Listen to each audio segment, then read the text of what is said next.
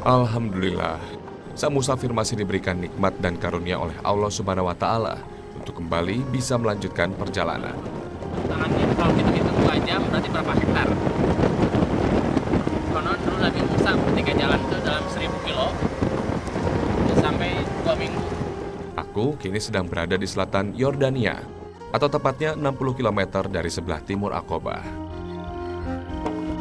Wadi Ram atau Lembah Iram, juga dikenal dengan nama The Valley of the Moon, adalah sebuah lembah berbatu pasir dan batu granit. Ini merupakan lembah terbesar di Yordania. Arti dari kata Ram sendiri berasal dari akar bahasa Aram yang berarti tinggi. Wadi Ram telah dihuni oleh banyak kebudayaan manusia sejak zaman prasejarah. Dengan budaya termasuk banyak tanda-tanda peninggalan kaum Nabatean, berupa lukisan batu, grafiti, dan kuil. Sepanjang perjalanan terbentang padang pasir yang begitu luas dengan bukit-bukit batu yang tinggi, membuat siapapun yang melihatnya akan teringat dengan kekuasaan Allah Subhanahu wa Ta'ala. Subhanallah, segala puji bagi Allah Sang Maha Pencipta di muka bumi. Perjalananku kali ini adalah untuk menyusuri jejak peradaban para kaum yang ingkar akan nikmat Allah.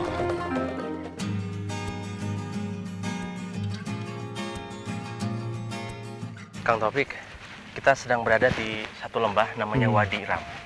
Lembah Iram.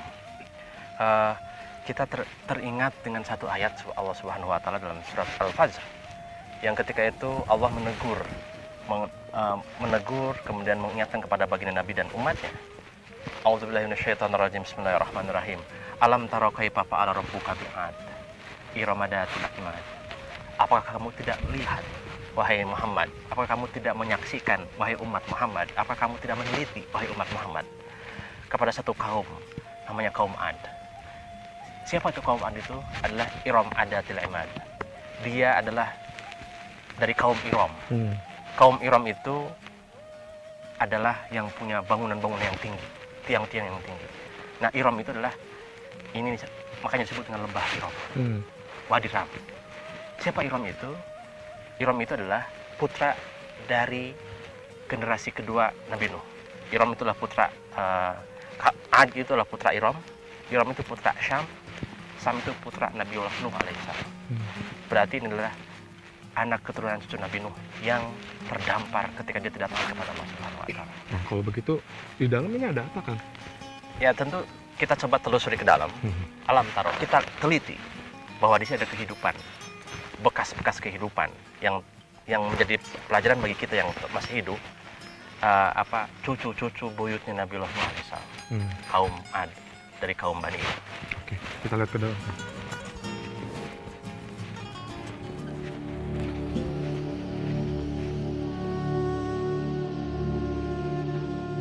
Dalam Al-Quran, banyak sekali dijelaskan tentang kehancuran bangsa-bangsa atau kaum yang tidak mau beriman kepada Allah Subhanahu wa Ta'ala. Di antaranya adalah bangsa Ad sebagai umat Nabi Hud, kaum Tsamud dari umat Nabi Saleh, bangsa Madian umat dari Nabi Syuaib, kaum Nabi Ibrahim, serta kaum Nabi Nuh. Jika dilihat silsilah turun-temurun, kaum dari para Nabiullah ini saling berkaitan. Kaum yang cukup terkenal pada masa sesudah Nabi Nuh alaihissalam adalah kaum Ad dan Tsamud.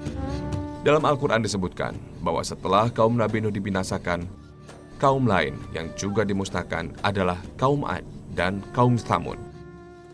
وَأَمَّا عَادٌ فَأُهْلِكُوا بِرِيحٍ صَرْصَرٍ عَاتِيَةٍ سَخَّرَهَا عَلَيْهِمْ 7 لَيَالٍ و8 أَيَّامٍ حُسُومًا فَتَرَى الْقَوْمَ فِيهَا صَرْعَىٰ كَأَنَّهُمْ أَعْجَازُ نَخْلٍ خَاوِيَةٍ فَهَلْ تَرَى لَهُم مِّن بَاقِيَةٍ. Kaum yang menunjukkan permusuhan dan melawan Allah itu benar-benar dibinasakan. Badai pasir yang mengerikan membinasakan kaum Ad seakan-akan mereka tidak pernah ada.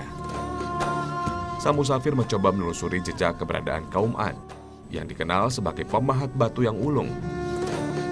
dengan masuk ke dalam salah satu celah di antara dinding bukit batu. Tadi Kang bilang bahwa ada tanda-tanda kehidupan di dalam sini. Seperti apa emang Kang tanda-tanda kehidupannya? Di sini banyak sekali berserakan tanda-tanda kehidupan di tempat wilayah ini. Tidak hanya yang kita di depan kita nih. Nah, seperti di batu ini kan menggambarkan orang sedang berburu, menunggang kuda. Ya. Kemudian di sebelah kiri kita, ini orang nyebut mahjanma. Ini gudang air. Ini 1, 2, dan 3 di belakang itu. Ini untuk menadah air hujan. Air hujan. Kalau toh ada gudang air di sini, berarti ada kehidupan dong. Banyak sekali ada yang berburu. Berarti sekitar sini banyak pepohonan yang tumbuh, kemudian hewan-hewan juga hidup di sekitarnya. Banyak ragam kehidupan.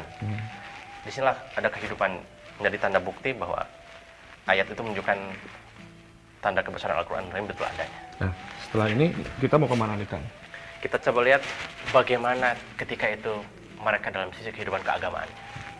Kita lihat menyembah apa sih mereka itu. Tentu dia begitu hebat karya bangunannya, begitu hebat hubungan internasionalnya, tetapi tentu ada spirit yang dia miliki. Dari mana sih spirit hidupnya? Kalau gitu kita langsung lihat Kang. Tidak hanya tempat-tempat penampungan air dan beberapa lukisan di dinding batu, namun sebuah kuil di dekat perkampungan kaum Baduin juga menjadi sebuah bukti kehidupan kaum Ad pada masa itu. Kuil ini dipercaya sebagai tempat penyembahan kaum Ad kepada berhala, yang jadi salah satu alasan mengapa kaum ini akhirnya dibinasakan oleh Allah Subhanahu wa Ta'ala.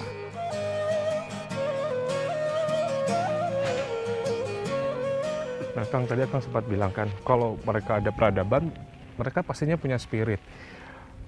Ini juga sepertinya kuil. Apakah ini yang menjadi spirit mereka, Kang? Betul Kang Taufik. Mereka tentu punya ilah, punya Tuhan. Tuhan itu yang menjadikan dia mendorong untuk memakmurkan rumah bumi ini.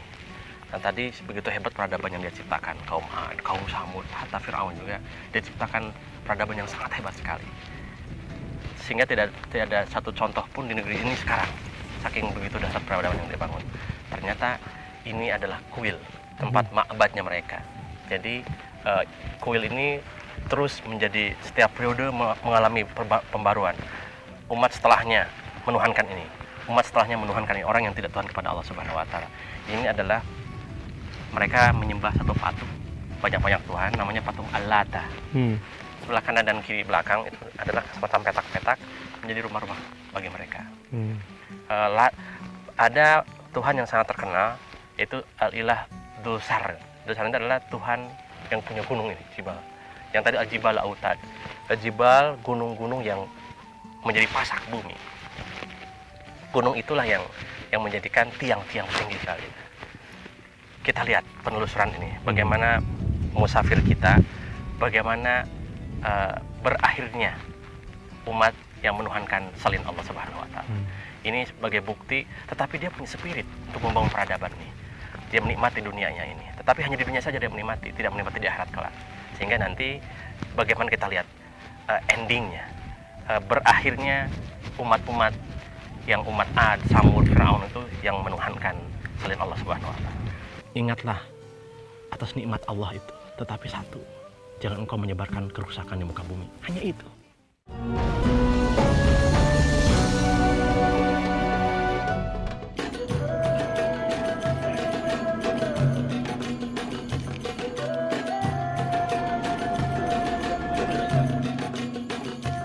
Nabi Hud yang diutus untuk kaum Ad memerintahkan kaumnya, sebagaimana yang telah dilakukan nabi-nabi lainnya untuk beriman kepada Allah dengan tidak menyekutukannya dan mematuhi dirinya sebagai nabi pada waktu itu. Dalam Al-Quran, kaum Ad dan Samud disebutkan secara bersamaan. Terdapat sebuah hubungan antara kedua kaum ini, dan kaum Ad pernah menjadi bagian dari sejarah kaum Samud. Pada sekitar 2000 tahun yang lalu, kaum Samud telah mendirikan sebuah kerajaan bersama bangsa Arab yang lain, yaitu Nabateans. Saat ini, di Lembah Ram yang juga berdekatan dengan Lembah Petra di Yordania, dapat dilihat berbagai contoh karya pahat batu yang terbaik dari kaum ini. Sebagaimana disebutkan dalam Al-Quran, kaum Samud ini memiliki kemahiran dan keahlian dalam bidang petukangan, ukiran, dan pahat memahat. واذكروا إذ جعلكم خلفاء من بعد عاد وبوأكم في الأرض تتخذون من سهولها قصورا وتنحتون الجبال بيوتا فاذكروا آلاء الله ولا تعثوا في الأرض مفسدين. Gunung-gunung batu tersebut dibentuk kaum Samud menjadi istana, rumah, dan kuburan para petinggi kaum. Bahatan ukiran dan ornamennya sangat halus dan indah, sungguh menakjubkan. Wilayah kekuasaan kaum Samud kala itu membentang hingga ke wilayah Petra Yordania. Bismillahirrahmanirrahim, Kang Taufik, kita sekarang cukup merasa takjub dengan gunung-gunung yang tinggi begini. Ternyata di dalam ada kehidupan di Tengah Padang Pasir ini. Dan kita tidak habis pikir, Kang Taufik, ya. Gunung tinggi. Yang gunung tinggi ini terbagi 3 batu granit, batunya, dia pahat dijadikan rumah. Ini kan peradaban yang hebat. Tetapi Allah cuma pesan kepada mereka itu, kepada kaum seperti itu. Wala ta'saw fil ardi mufsidin. Ingatlah atas nikmat Allah itu. Tetapi satu, jangan engkau menyebarkan kerusakan di muka bumi. Hanya itu pesannya. Berarti kaum Ad ini termasuk salah satu yang mungkar, memungkiri itu. Tentu. Mereka sudah hebat peradabannya. Sampai di sini pun tempat barter perdagangan yang begitu luas sekali. Luas sekali. Kekuasaan, perdagangan di sini melalui tempat ini. Allah ini nikmat bagi mereka. Allah mengajarkan cuma hanya itu, jangan kau melakukan perbuatan kerusakan di muka bumi ini. Tetapi mereka mengingkarinya. Mengingkari semua.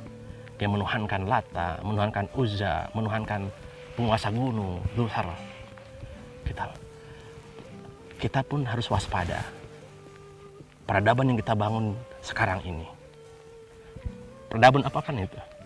Peradaban dalam ekonomi, peradaban dalam perpolitikan, peradaban dalam membina dunia ini. Tapi kalau tidak menuhankan la ilaha illallah Muhammadur Rasulullah, kami takut dengan adab yang seperti kepada Allah menimpakan pada mereka.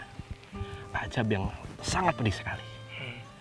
Dan semoga melalui musafir ini adalah mengingatkan bahwa ketika engkau berbanggakan diri atas kehebatan kamu, kehebatan teknologi kamu, kehebatan analisa kamu, tetapi tidak menuhankan Allah, azab yang dinimpakan kepada mereka akan kena kepada kita semua. Lalu azab seperti apa yang kaum Ad dapatkan dari Allah? Ada gempa, kemudian badai yang dingin, karena ini adalah wilayah dingin.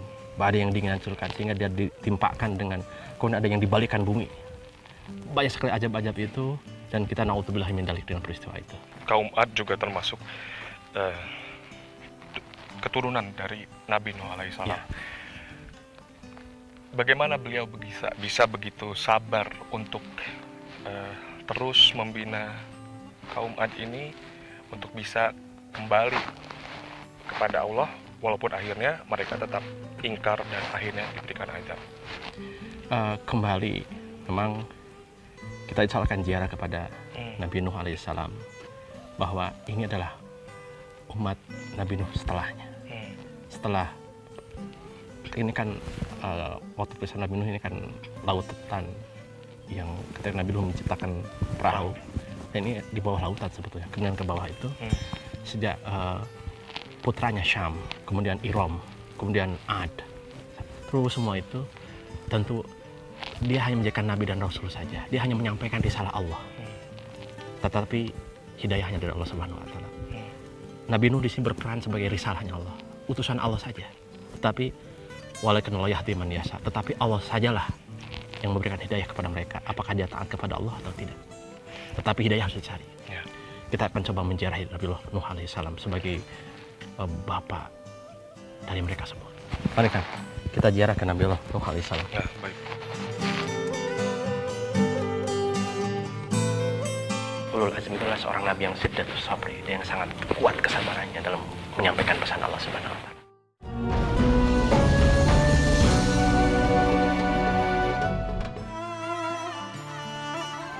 Setelah mendengar kisah tentang kaum Ad dan kaum Tsamud, aku, sang musafir, jadi teringat dengan perjuangan Nabi Nuh alaihissalam untuk membimbing umatnya kembali ke jalan Allah Subhanahu wa Ta'ala.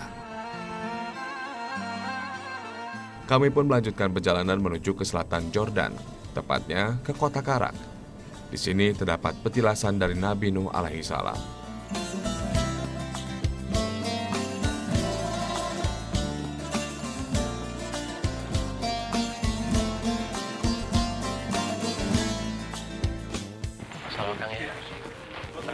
Nabi Harun di bukit dimakamkannya.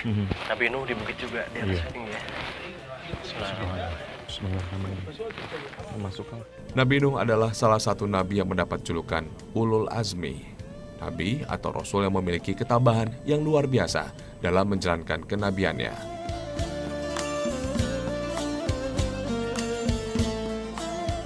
Bayangkan saja, Nabi Nuh berdakwah selama 950 tahun untuk menyadarkan umatnya agar mengikuti semua perintah Allah dan menjauhi segala larangannya. Namun yang beriman hanyalah sekitar 80 orang. Kaumnya mendustakan dan memperolok-olok Nabi Nuh.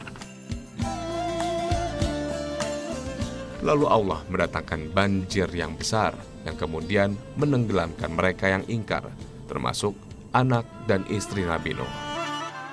لقد أرسلنا نوحا إلى قومه فلبث فيهم ألف سنة إلا